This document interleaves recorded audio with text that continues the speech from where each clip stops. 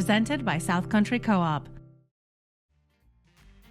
There are multiple things to see and do in Memphis, Tennessee, especially if you're a music fan, but the #1 destination is Elvis Presley's Graceland. There's the famous gates. When Elvis Presley purchased Graceland on March 25, 1957, the music gates were not part of the property. The gates were installed about a month later on April 22nd. More on the gates in a few minutes. Let's head up to the house. Graceland is located at 3764 Elvis Presley Boulevard in the Whitehaven neighborhood, about 14 kilometers south of central Memphis and fewer than 6.5 kilometers north of the Mississippi border.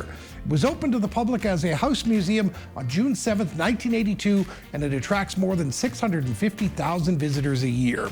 Now, it is called a mansion, and it is bigger than most houses, but the thing that struck me upon my first visit to Graceland was how not big it is. It isn't really huge. There's only 8 original bedrooms and 2 bathrooms. But what it lacks in size, it makes up in stature. When you walk in the front door, this is exactly what's directly in front of you, the stairs to the 2nd floor.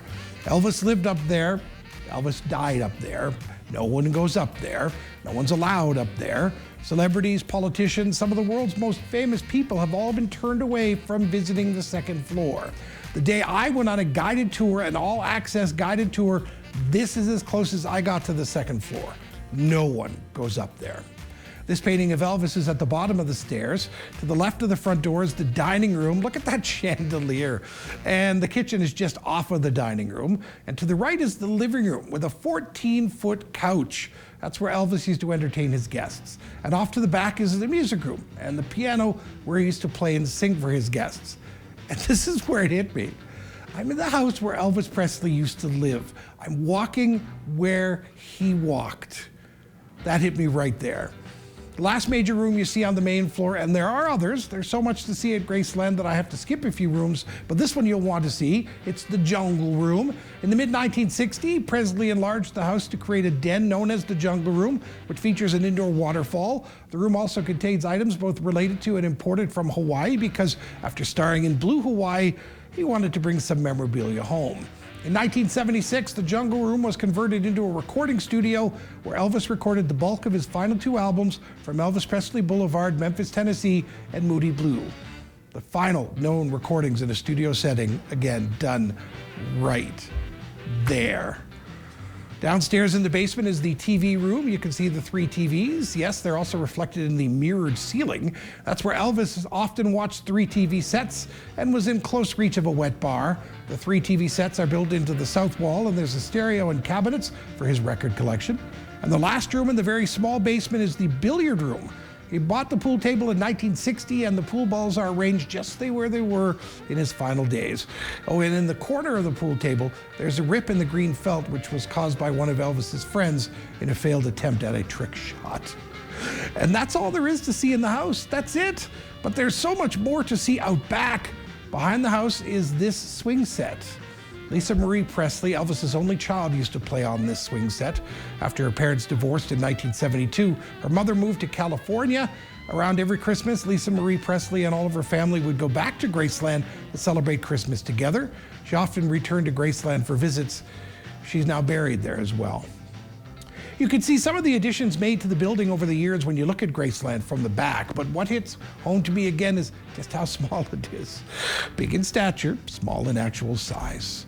Next up is the Trophy Building, which originally featured Elvis's slot car set, but now features an exhibit about the Presley family. It includes Priscilla's wedding dress, Elvis's wedding tuxedo, Lisa Marie's toy chest and baby clothes, and more. And it also includes this gold suit from the cover of the 50 Million Elvis Fans Can't Be Wrong, Elvis Gold Records Volume 2.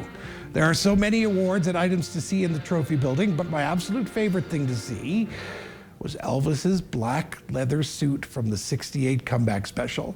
The king of rock and roll wore that suit, baby. Fantastic. Elvis Presley worked hard, and when he was ready to relax, he had a plethora of hobbies and pastimes to keep him busy. In the '70s, he became interested in a sport that was new to him, racquetball. And so a racquetball court was built up behind the house.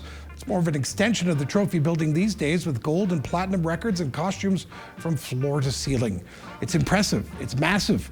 This collection keeps growing. The small kidney-shaped swimming pool was put in at the same time as the racquetball court. One of the Presley's better-known modifications was the addition of the meditation garden. Elvis's body was moved to Graceland after he died following an attempt to steal it. It was deemed to be safer at Graceland, and this is also where his entire family is buried. Elvis Presley was born on January 8, 1935. If he had lived, he would have turned 90 in 2 days, today being January 6th. And that's the house, but the Graceland grounds include so much more. Elvis Presley's Memphis, which includes Presley Motors. This building, located across the street from the mansion, features all of the King's cars and motorcycles, including Pink Cadillac. Yeah, the Pink Cadillac, a 1955 Caddy Fleetwood 60 Special. Not far away on display are his 2 aircraft, including the Lisa Marie, a Convair 880 jetliner, and Hound Dog 2, a Lockheed Jetstar business jet. Here's a look inside the Lisa Marie. There's a table, there's a boardroom where Elvis held meetings, and yes, at the back of the plane, there's a bedroom on this plane. Elvis slept right here, people. And of course, Elvis TCB, taking care of business. That's his motto and logo on the tail of the Lisa Marie. In fact, it turns up just about everywhere. Let's head back to the house and the security wall put up to keep Elvis and his family safe.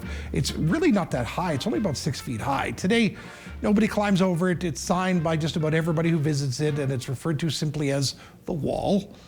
But it's the gates that most people see in Memphis, whether they're opened or closed. They are constantly on display. These custom music gates were delivered and installed in Graceland on April 22nd, 1957. Fans would often line up and hope to catch the world's most famous entertainer, seeing him leave or enter through these gates. They were the in and out of the property. Sometimes he'd sign autographs from behind them, and fans could see him and his family horseback riding on the Graceland property. Graceland, an amazing place to enter and exit. I absolutely loved it. And if you're planning a vacation in 2025, it is one of the most incredible places you can visit in all of America. There is much more to see and do than what I've shown you over the last few minutes. And as Paul Simon once sang, I'm going to Graceland, Graceland, Memphis, Tennessee. Traveling with Dan is presented by South Country Co-op.